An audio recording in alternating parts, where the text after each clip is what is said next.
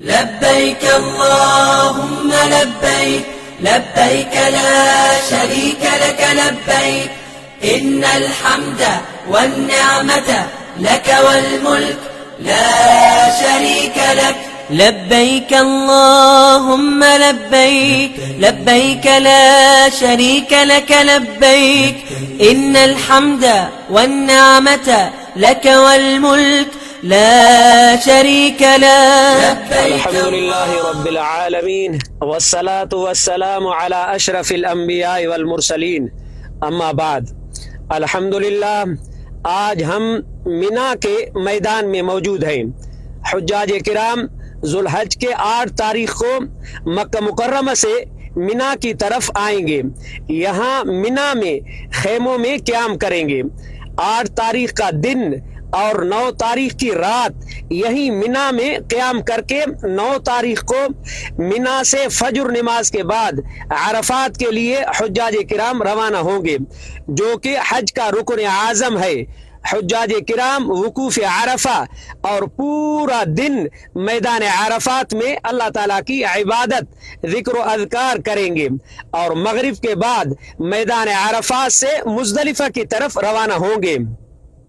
حجاج کرام مزدلفہ پہنچ کر مغرب و عشاء ایک ساتھ پڑھتے ہیں. دونوں نمازوں کے لیے ایک آذان اور ہر نماز کے لیے جدا جدا تکبیر کہی جاتی ہے. یہ حج کا سلسلہ حضرت آدم علیہ السلام سے شروع ہے.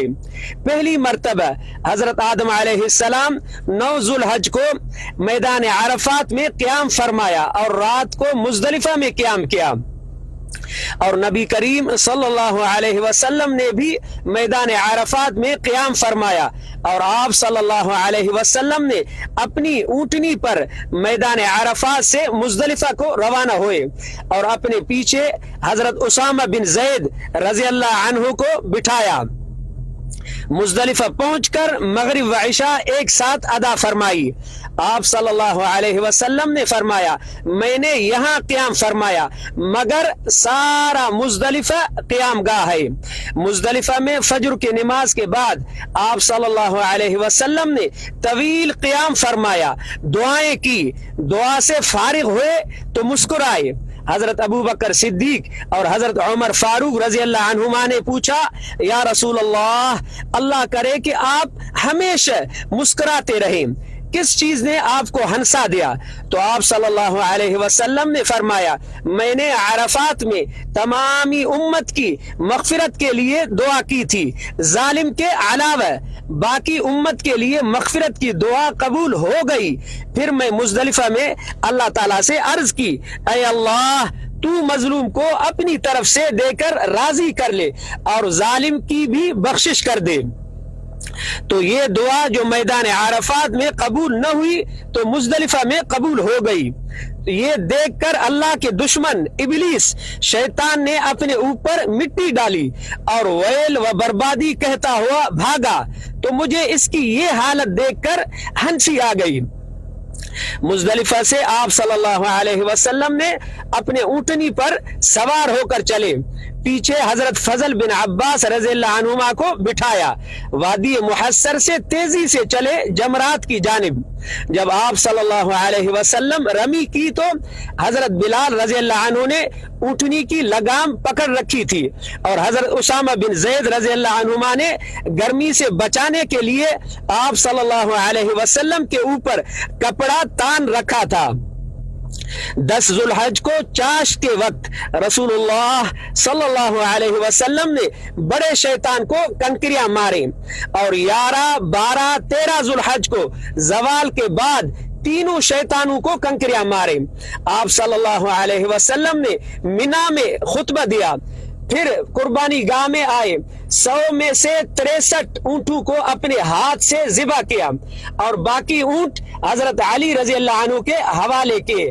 آپ صلی اللہ علیہ وسلم پھر حلق کرایا، بال مبارک صحابہ کرام میں تقسیم کیے. آپ صلی اللہ علیہ وسلم کی اتباع کرتے ہوئے حجاج کرام منا پہنچ کر پہلے دن بڑے شیطان کو 7 کنکریاں مار کر قربانی کر کے پھر سر منڈواتے ہیں، پھر مینا میں قیام کرتے ہیں۔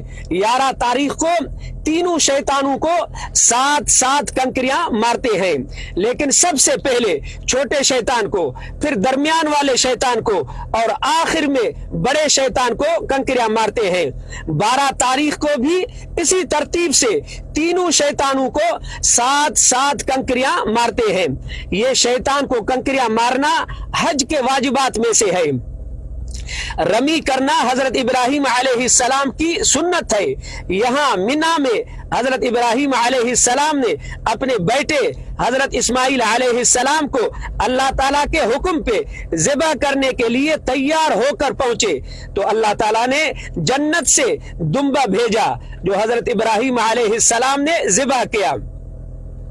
حضرت ابن عباس رضی اللہ عنہما فرماتے ہیں کہ جس وقت حضرت جبریل امین نے حضرت ابراہیم علیہ السلام کو مناسک حج کی ادائیگی کے لیے لے کر چلے تو جمرہ عقبہ کے پاس شیطان ظاہر ہوا۔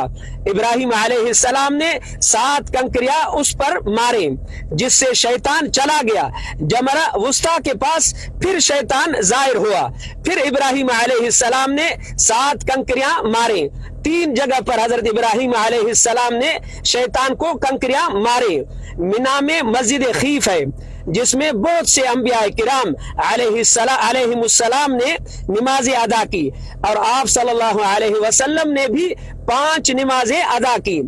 آج میرے ہم سفر مولانا مراد بخش الحسنی صاحب اور میرے بھائی حاجی بشیر احمد مینگل، بھائی حاجی نذیر احمد مینگل اور بھتیجے طارق جان مینگل ہے۔